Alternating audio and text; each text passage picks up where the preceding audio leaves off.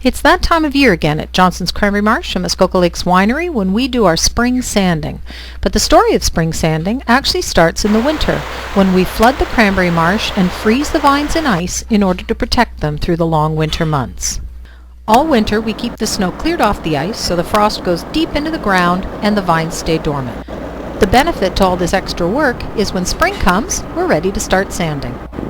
We wait for temperatures warm enough for the sand to flow but not enough for the ice to melt, usually around late February and into March.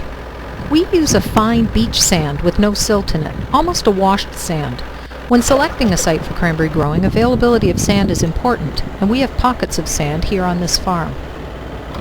The sand is screened to remove rocks and debris to ensure it goes on the beds in a nice thin layer. The screener works almost like a flour sifter, but I wouldn't recommend using an excavator at home. Once the truck is loaded, it's time to head out to the marsh. The practice of sanding started when growers in Massachusetts noticed sand blowing onto the cranberry marshes from the nearby dunes. Instead of suffocating the vines, those areas ended up with better production and less pressure from pests like insects and weeds.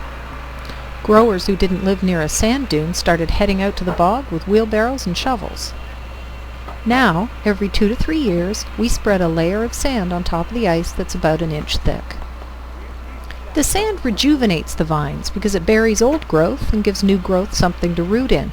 It's also a great natural way of protecting against pests because it buries insects and weeds.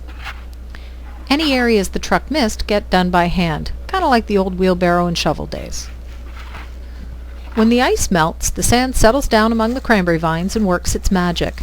We hold the floodwater a little longer to protect the vines from the first heavy spring frosts, and also as a natural way of controlling pests, because insects and weeds can't withstand the flooding the way cranberries can.